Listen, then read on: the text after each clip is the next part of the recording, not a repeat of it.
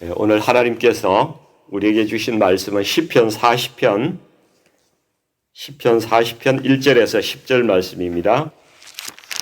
시편 40편 1절에서 10절 말씀 같이 합독하겠습니다. 내가 여호와를 기다렸더니 귀를 기울이사 나의 부르짖음을 들으셨도다. 나를 기가 막힐 웅덩이와 수렁에서 끌어올리시고 내 발을 반석 위에 두사 내 걸음을 견고하게 하셨도다. 새 노래 곧 우리 하나님께 올릴 찬송을 내 입에 두셨으니 많은 사람이 보고 두려워하여 여호와를 의지하리로다. 여호와를 의지하고 교만한 자와 거짓에 치우치는 자를 돌아보지 아니하는 자는 복이 있도다. 여호와 나의 하나님이여, 주께서 행하신 기적이 많고 우리를 향하신 주의 생각도 많아 누구도 주와 견줄 수가 없나이다. 내가 널리 알려 말하고자 하나 너무 많아 그 수를 셀 수도 없나이다. 주께서 내 귀를 통하여 내게 들려주시기를 제사와 예물을 기뻐하지 아니하시며 번제와 속죄제를 요구하지 아니하신다 하신지라. 그때 내가 말하기를 내가 왔나이다. 나를 가리켜 기록한 것이 두루마리 책에 있나이다. 나의 하나님이여, 내가 주의 뜻 행하기를 즐기오니 주의 법이 나의 심중에 있나이다 하였나이다. 내가 많은 회중 가운데에서 의의 기쁜 소식을 전하였나이다. 여호와여, 내가 내 입술을 닫지 아니할 줄을 주께서 아시나이다. 내가 주의 공의를 내 심중에 숨기지 아니하고 주의 성실과 구원을 선포하였으며 내가 주의 인자와 진리를 많은 회중 가운데에서 감추지 아니하였나이다. 아멘. 오늘 시편 40편 말씀으로 은혜 입은 자의 고백이라는 제목으로 말씀 나누고자 합니다. 시편 40편은 우리 성도님들이 굉장히 좋아하시는 구절들도 많고, 그래서 찬양곡으로도 많이 사용되는 그런 다윗의 시편입니다. 1절에서 10절까지가 오늘 읽은 게 이제 시편 40편의 전반부인데요.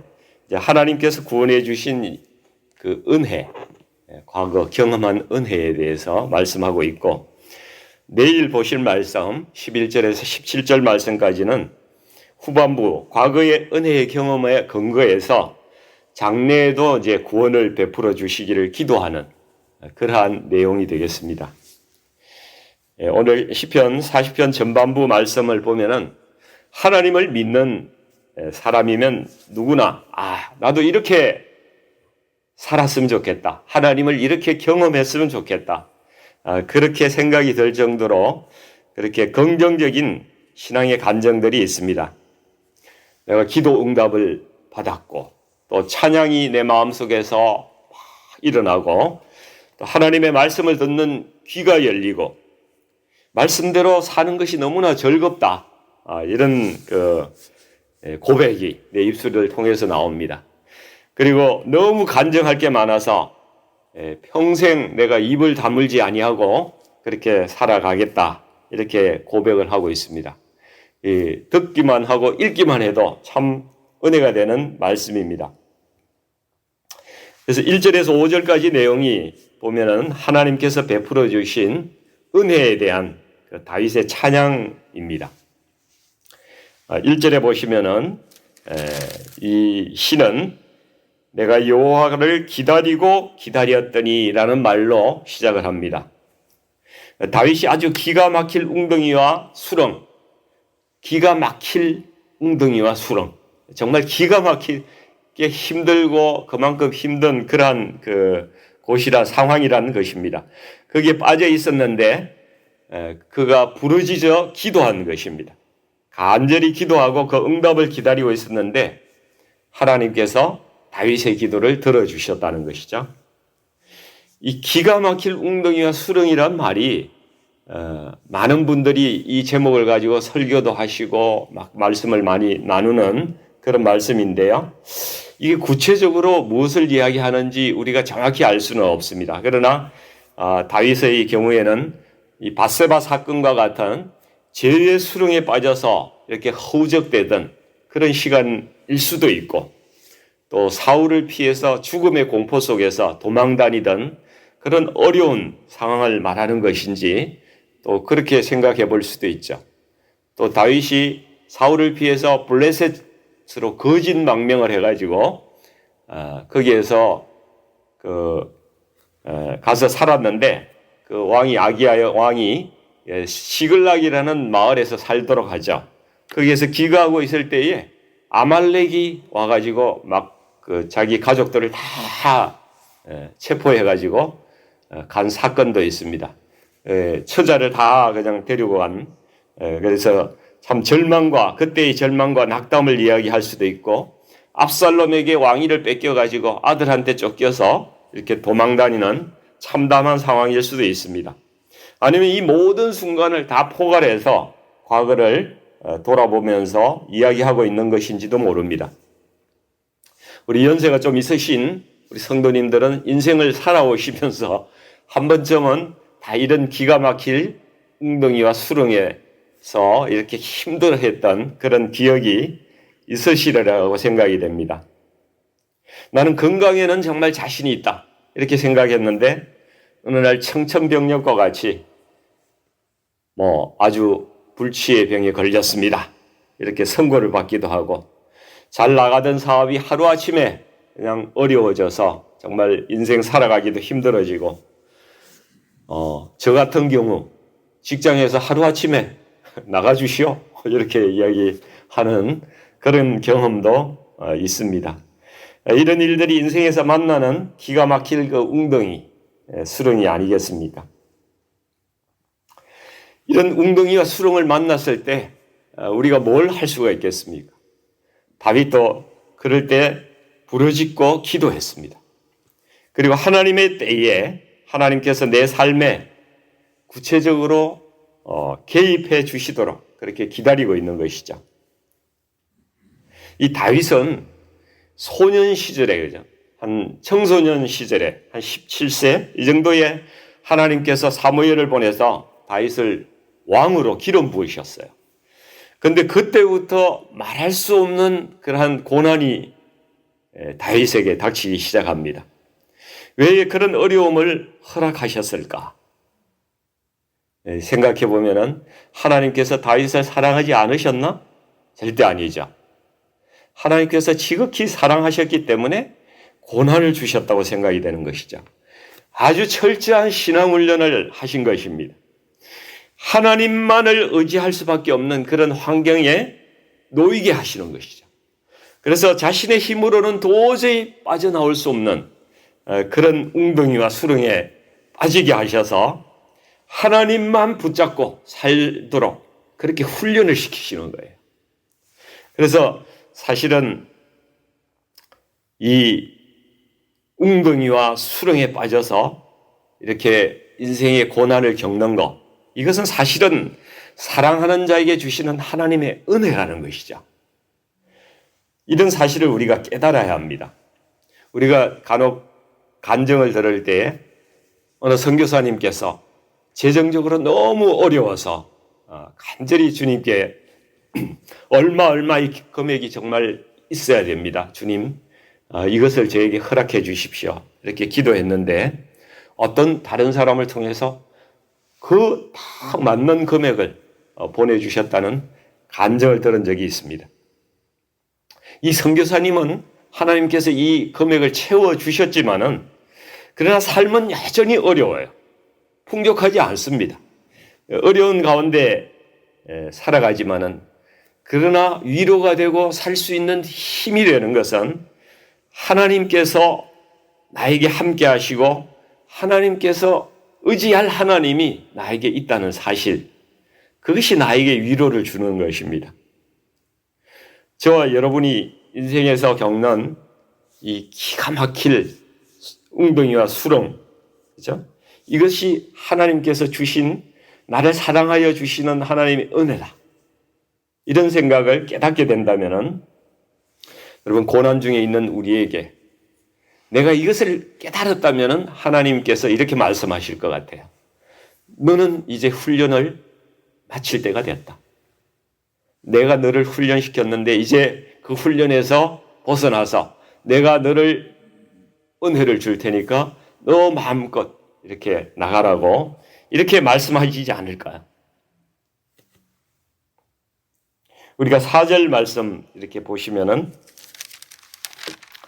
여호와를 의지하고 교만한 자와 거짓에 치우치는 자를 돌아보지 아니하는 자는 복이 있도다. 여기에 여호와를 의지하는 자가 있고요. 교만한 자와 거짓에 치우치는 자가 나옵니다. 누가 복이 있다고 말씀해요? 여호와를 의지하는 자가 복이 있다고 말씀합니다. 여러분, 우리는 하나님 앞에서 정말 겸손해야 됩니다. 하나님을 의지하는 자가 복이 있는 것입니다.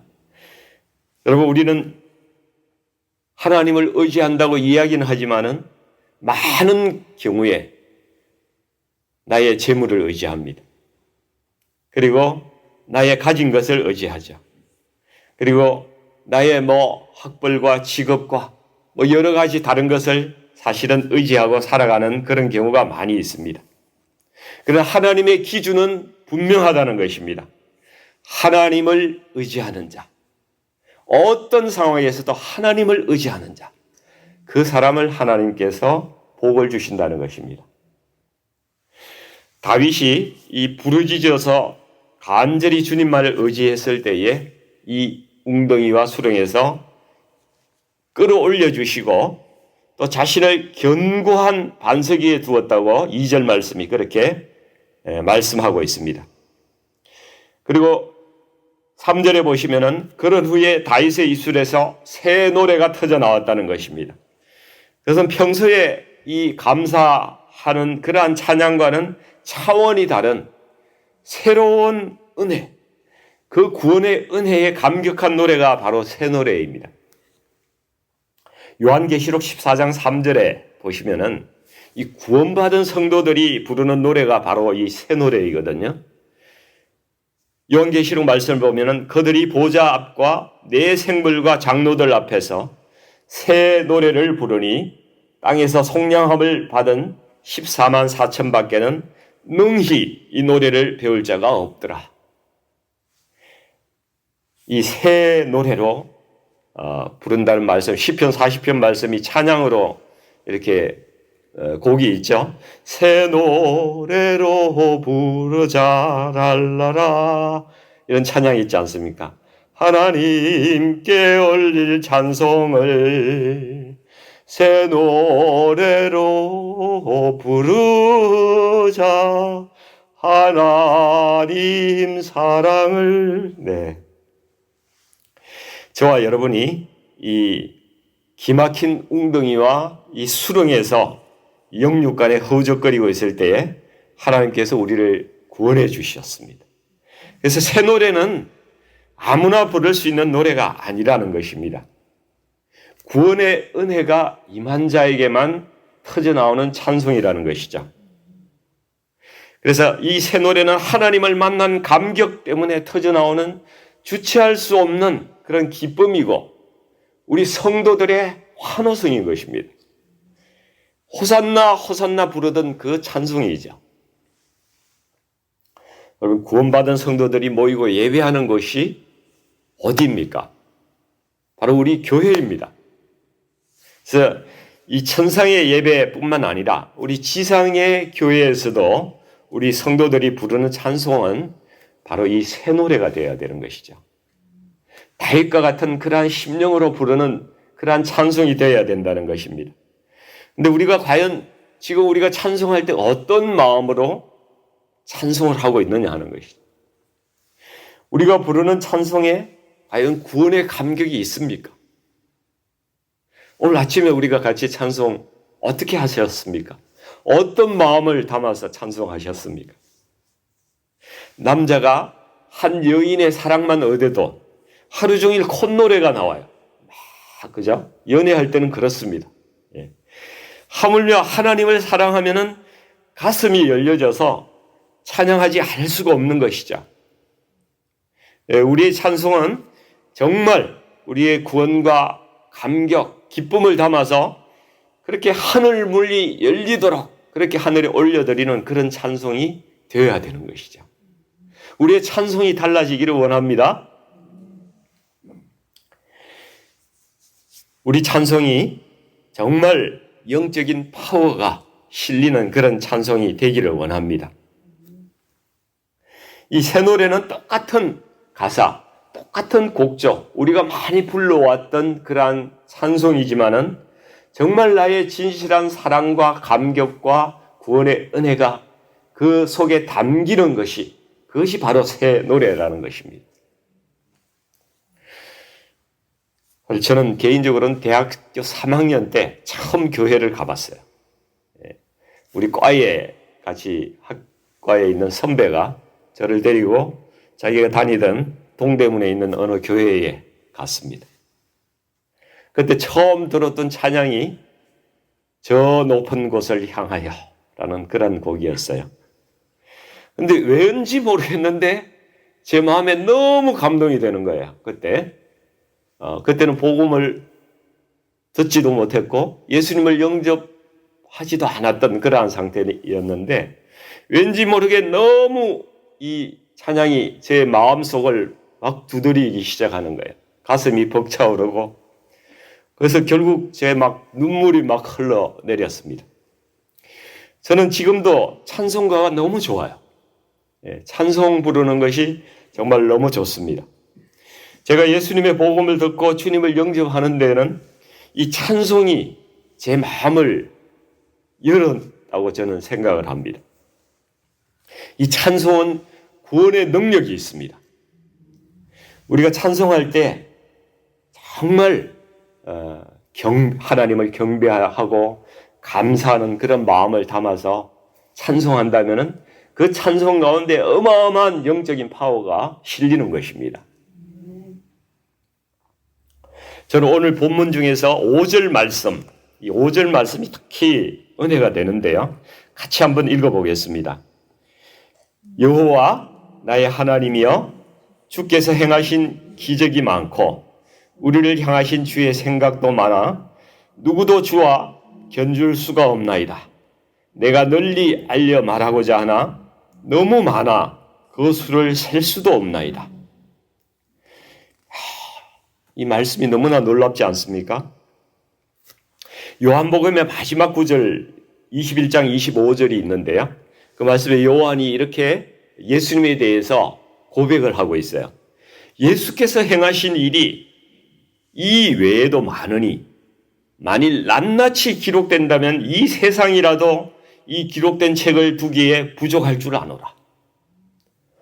예수님이 오셔서 얼마나 많은 은혜와 기적과 말씀들을 주셨는지 이 성경책은 정말 그 일부 아주 약간밖에 기록하지 못했다는 거예요.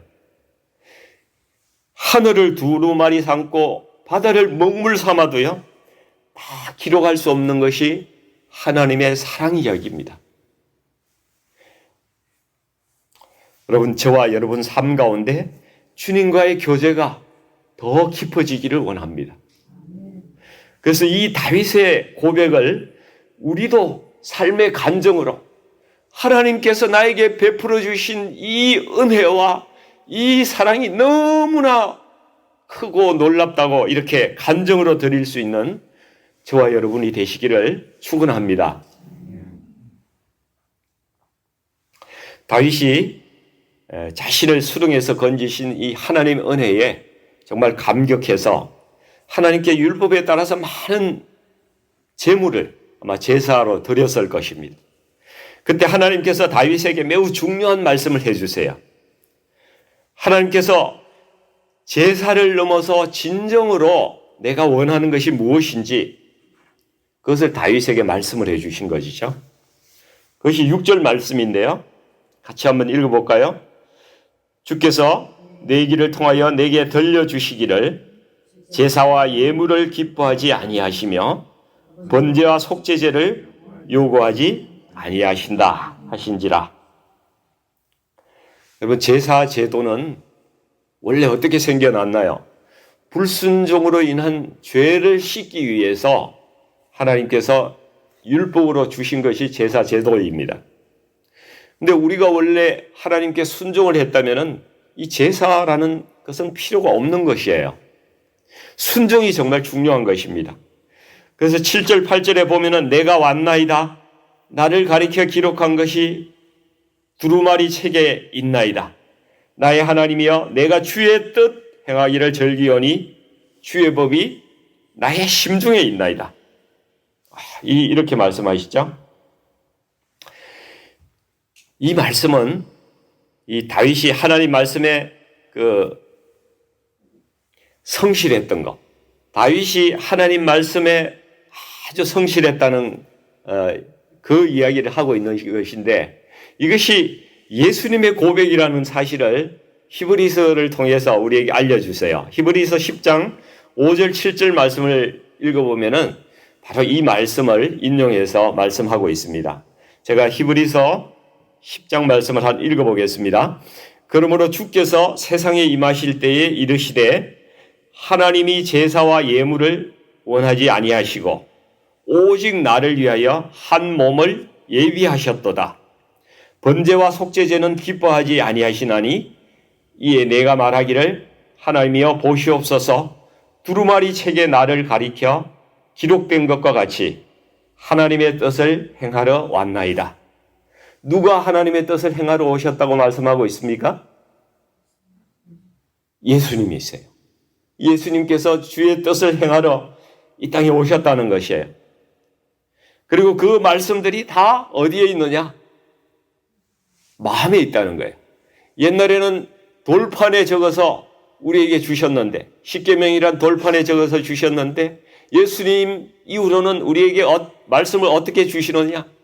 성령을 통해서 우리 심령 가운데에 하나님께서 주신 말씀을 주셨다는 거예요. 그 성령을 따라서 우리가 말씀을 읽을 때 성령께서 우리에게 말씀해 주신다는 거예요. 다윗은 율법의 말씀을 아주 성실하게 순종했어요. 근데 율법은 그림자입니다. 율법의 본체이신 예수님께서 이 십자가의 순종하심을 통해서 모든 율법을 다 완성하신 거예요. 그렇기 때문에 우리가 예수님을 믿고 순종하면은 예수님께서 율법을 모두 완성하신 예수님의 그 공로가 바로 나의 공로로 하나님께서 인정을 하신다는 것입니다.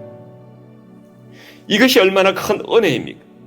이것이 얼마나 큰 기쁨이에요. 이것이 또한 우리의 바로 구원인 거예요. 그것이 의의 기쁜 소식입니다. 의의 기쁜 소식. 우리를 의롭게 한다는 그러한 기쁜 소식인 것이죠. 그래서 9절 말씀해 보시면은 내가 많은 회중 가운데에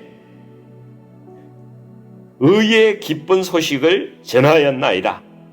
여호와여 내가 내 입술을 닫지 아니할 줄을 주께서 아시나이다. 네. 예수 그리스도의 구원을 전파하는 것, 나를 구원하신 의의 기쁜 소식을 전하는 것, 10절에 보면 주의 공의, 주의 성실, 주의 구원, 주의 인자와 진리를 침묵하지 않고 선포하는 것입니다. 여러분, 이런 것이 나에게 가득 차고 또 그것을 다른 사람에게 전하여 주는 것이 바로 성령의 충만하심입니다. 성령의 충만함이라는 것이 다른 것이 아니에요. 내 안에 주님을 전하고자 하는 강렬한 그러한 그 소망이 있는 것, 그것이 바로 성령의 충만하심입니다. 다윗이 이런 삶을 살았고 예수님께서 또 그렇게 살아가신 것입니다. 주님의 제자들도 그렇게 살아갔습니다. 그리고 이 시대에 주님의 제자로 살고자 하는 우리들도 여전히 따라가야 될 그러한 사명이라는 것이죠. 오늘 말씀을 정리하겠습니다. 주님께서 우리 기도를 들으시고 기가 막힐 웅덩이와 수렁에서 건져주셨죠. 그것을 새 노래로 찬양합니다. 그리고 내 삶에 베푸신 은혜를 간증하면서 앞으로 이제 그렇게 살아가라고 말씀하고 있습니다. 여러분, 우리가 지금까지 우리의 예배가 좀 형식적이고 반복적이고 그냥 정말 구원의 감격을 누리지 못하는 종교생활과 같은 그러한 예배였다면 이제 내 삶은 하나님께서 하시고자 하는 일에 내가 함께하는 일, 성령께서 나에게 내가 이렇게 살아갔으면 좋겠다 이렇게 말씀하실 때에 그게 순종하는 삶, 그러한 삶으로 살아가기를 축원합니다. 그리고 저와 여러분이 하나님의 그 사랑을 전파하는 데 우리의 삶을 드리기를 원합니다. 우리 교회 전도팀들도 여기 지금 예배 드리고 계시지만은 매주 토요일 날 2시에 나가서 멕시칸 마트나 그렇게 다니시면서 전도하시는 것을 저도 보았습니다. 정말 열심히 하세요. 만나는 사람마다 Jesus is our Savior 말씀하시는 것을 옆에서 보고 참 저도 같이 열심히 하고자 하는 그런 마음이 들었었는데요. 정말 각자의 삶의 자리에서 하나님의 나라가 전파되고 그곳에 예수님의 이름을 통해서 변화가 일어나는 그 일을 우리가 주님께서 우리를 통해서 하시기를 원하시는 것이죠. 예. 그곳에 바로 제자의 삶이 있는 것입니다. 그것이 제자의 삶이라는 것이죠. 우리가 이러한 삶 살아가시기를 주님의 이름으로 간절히 축원드립니다. 같이 기도하겠습니다.